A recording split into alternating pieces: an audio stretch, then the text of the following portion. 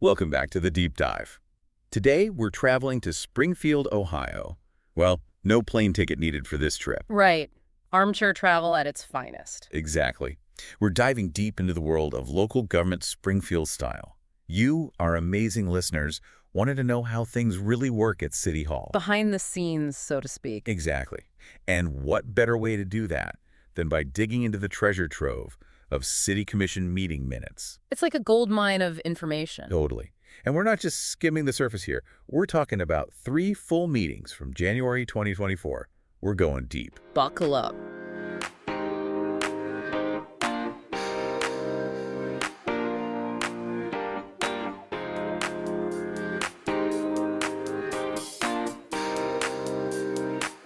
First stop, January 2nd, the organizational meeting. This is where it all begins. New year, new beginnings, and maybe a few new faces around the table. Fresh start. Exactly. We see Mayor Rob Rue and Commissioner Tracy Tackett, both freshly elected, taking their oaths of office.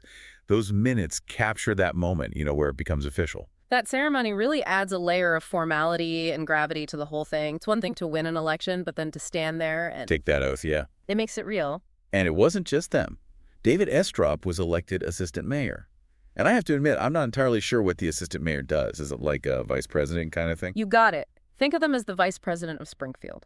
If the mayor's out of town, or, let's be honest, indisposed after a particularly heated city commission meeting, We've all been there. the assistant mayor steps up, keeps those wheels turning. Okay, so continuity is key. Yeah. And speaking of keeping things running, once the new leadership was in place, the commission dove right into assigning liaisons to all these different boards and committees. This is where the rubber meets the road in local government. You've got committees for everything, planning the city's growth, managing finances, addressing social issues. It's a lot. Talk about a lot on their plates. Seriously. And these liaisons are the city commission's eyes and ears, making sure the city's interests are represented on each of these boards. It's like a giant puzzle, and they're trying to make sure all the pieces fit together. Perfect analogy. Some of these committees sound surprisingly interesting. Like, there's the Community Police Advisory Team that feels super relevant these days. And the Immigration Accountability Response Team, there has to be a whole other deep dive waiting to happen. Absolutely. These committees are a direct reflection of the issues facing Springfield residents. Okay, so we've got our new leadership. Committees are all set, but no city can function without talking about the budget. Right. Money makes the world go round, even at the local level. And boy, did those meeting minutes reveal some big financial decisions. They weren't messing around. One of the first things that jumped out was the City Commission authorizing the issuance of notes to fund infrastructure improvements, particularly for water and sewer systems. We're talking millions of dollars here, right? Millions. What does that actually mean for people living in Springfield? Like, are my water bills about to skyrocket? That's the million-dollar question, isn't it? On the one hand, these improvements are crucial. We're talking clean water, efficient sewage systems, the backbone of a healthy city. But on the other hand, funding these massive projects often means rate increases for residents. It's a balancing act, for sure. A tough one. It's always a tough call balancing those long-term investments with the immediate impact on people's wallets. You said it. But hey, it's not all doom and gloom on the financial front. At least the Springfield Police Division got a nice little financial boost. Oh, yeah. That $15,000 donation from the Carlton F. and Ruth T. Davidson Trust. That's the one. It's a great example of how philanthropy can play a role in supporting public services. Every little bit helps, right? Absolutely, especially in areas like public safety, which affects everyone. Speaking of things that affect everyone, let's talk about some of the public comments from the meeting minutes. These really give us a glimpse into the lives of everyday residents. It's like listening in on the conversations happening around the dinner table. It's true. These are the voices we don't always hear. Right. For example, there's Mrs. Diana Daniels. She spoke passionately about homelessness and poverty in Springfield. She even took it upon herself to provide meals to those experiencing homelessness. Talk about putting your money where your mouth is. It's heartbreaking, isn't it? It really highlights the very real human cost of these societal challenges. But it's also inspiring. Right. It shows how, even as individuals, we can make a difference. Absolutely. Then there was Mr. Otis Williams urging everyone listening to step up and work together to make Springfield a better place. He seemed really fired up. I love that energy. He embodies that spirit of civic responsibility, reminding us that we all have a role to play in shaping our communities. Definitely. Now, on a slightly different note, we have Mr. Gary Armstrong. He seemed a little less, shall we say, enthusiastic. He was frustrated. Yes, he expressed frustration with the lack of easily accessible information about city projects, especially those up for a vote. It's like, how can you expect residents to be engaged if they don't even know what's going on? Transparency is key. Preach. If residents feel like they're being left in the dark, it breeds distrust. And nobody wants that. Not good. Okay, so we've got new leadership, committees galore, budget battles brewing, and that's just the first meeting. We're just getting started. On to the January 16th meeting, where public safety takes center stage. And they weren't messing around. We're talking big purchases. Buckle up. Like that new Ford Super Duty truck. That's the one, over $134,000 for a truck. It does sound like a lot, but remember, this isn't your average F-150. We're talking heavy-duty equipment here. Yeah. These specialized vehicles, especially those used by city services, are often outfitted with all sorts of extra equipment, safety features, the whole 9 yards. So it's an investment. Got it. Exactly. And speaking of investments, the construction of those 3 new fire stations was another big topic. Those are going to make a huge difference. Remember the American Rescue Plan Act, the one passed to help communities recover from the pandemic. Vaguely. I try to block out that whole era, if I'm being honest. Fair enough. Well, some of that money is being used right here in Springfield to build these state-of-the-art fire stations. Wow, that's incredible. Talk about a direct impact on the community. Yeah. New fire stations mean faster response times, improved emergency services. It makes you feel safer just knowing they're there. Exactly. But, and this is where things get a little concerning, the minutes also revealed a worrying trend regarding lead water service lines in Springfield. Oh no, not the lead pipes. 74 homeowners declined to have theirs replaced. Seriously. But lead contamination is such a serious health hazard, especially for kids. Why would anyone say no to that? It's a great question, and one that the minutes unfortunately don't answer. Maybe they just don't know. Or maybe they're afraid of the cost. Could be.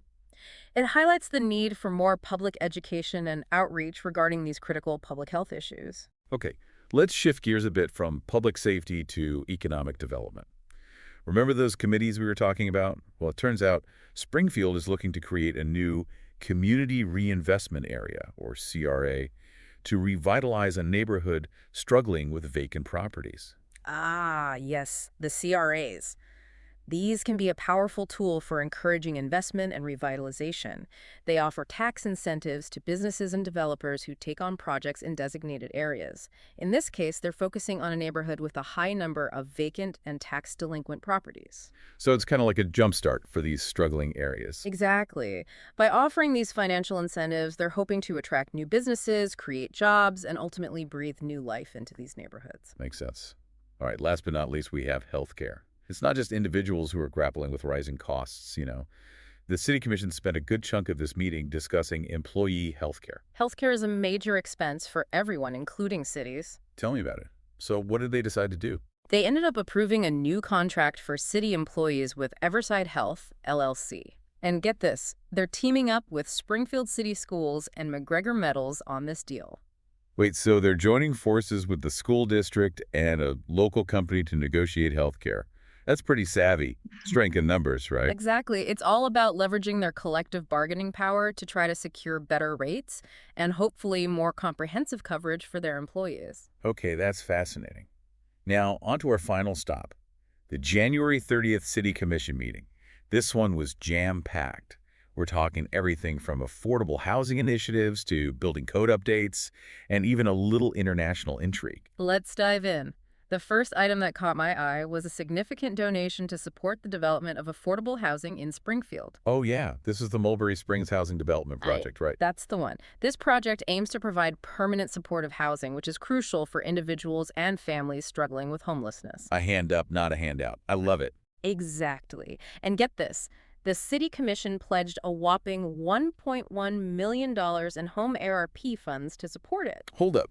Home ARP funds. What in the world is that? So Home ARP stands for Home Investment Partnership's American Rescue Plan program. Essentially, it's federal funding that's being funneled down to the local level specifically for affordable housing projects. Okay, so the feds are pitching in to help create more affordable housing options in Springfield. That's great. The Mulberry Springs development is set to create 30 multifamily residential units and 5 duplexes. Wow.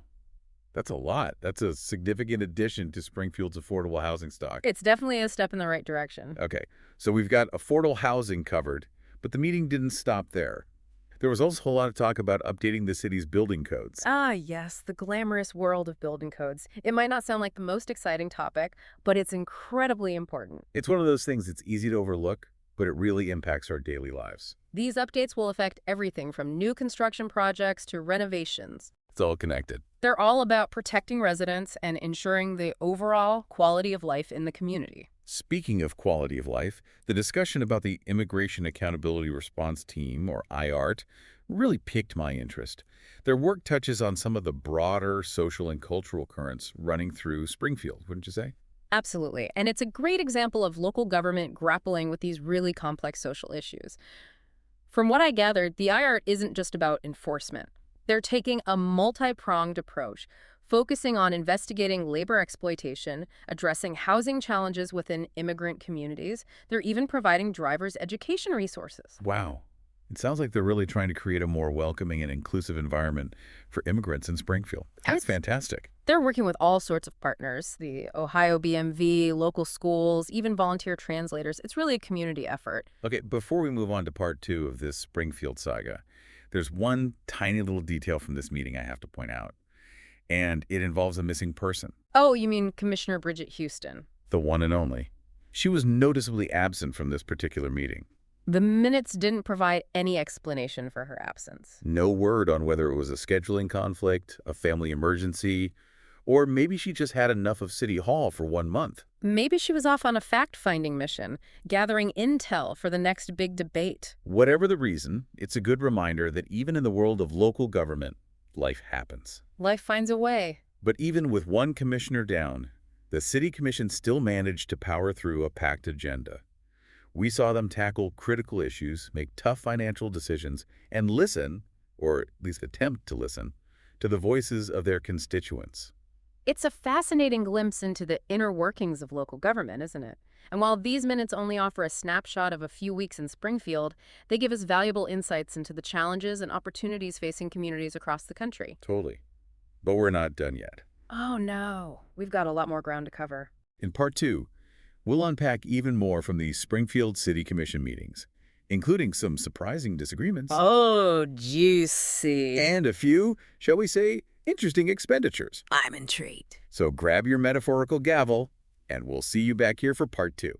Welcome back to Springfield. We're diving right back into those city commission meeting minutes, and trust me, things are about to get interesting. I'm ready.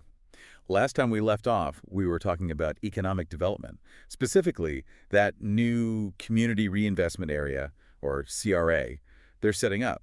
But then in the January 30th meeting, things get a little, well, spicy. Let's just say there were some differing opinions. Differing opinions, that's one way to put it. They were practically throwing metaphorical shade across the It table. was a lively debate. Lively. More like a city council showdown. Okay, so spill the tea. What got everyone so riled up? It all centered around the proposed enterprise zone expansion. Okay, hold on, rewind. What exactly are enterprise zones? Essentially, they're a tool used by cities to attract businesses and revitalize struggling areas. Think tax breaks, other incentives, anything to entice companies to set up shop. Ah, so it's like a big welcome mat for businesses. Exactly, except not everyone's convinced it's worth the cost. Because these incentives mean the city's losing out on potential tax revenue, right? Exactly, and that's where the debate gets heated. Is it a worthwhile investment that ultimately benefits the community, or is it just giving away money with no guaranteed return? A tale as old as time. Pretty much. And in this case, the City Commission was considering expanding an existing enterprise zone into an area with a lot of vacant and tax-delinquent properties.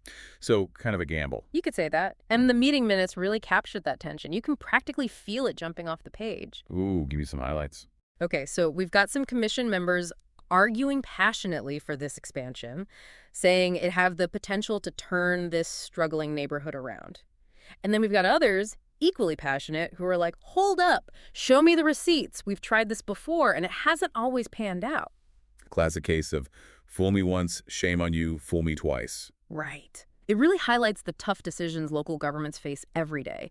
Limited resources, competing priorities. It's all about trying to find that balance. And sometimes finding that balance means having good old-fashioned debate. Well, that's democracy in action, right? Right. Okay, so we've got economic anxieties brewing. Let's move on to another hot topic that kept popping up: public safety. Right. And it wasn't just about shiny new fire trucks and fancy equipment, though we did get a healthy dose of that. Over $134,000 for that Ford Super Duty truck, remember? Yep.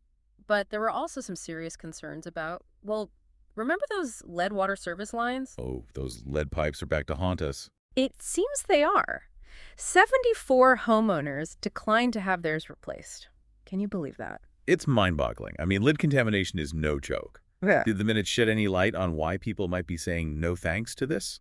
Unfortunately, not really, which is part of the problem, right? Because if people don't understand the risks, or if they don't trust the information they're getting, they're less likely to take action. Exactly. And it makes you wonder, how can the city do a better job of communicating these issues to residents? How can they build that trust? It's a tough one. Oh. Maybe they need a whole task force dedicated to public outreach and education. The "We're here to help you understand" committee. Not a bad idea, because at the end of the day, it's about protecting public health.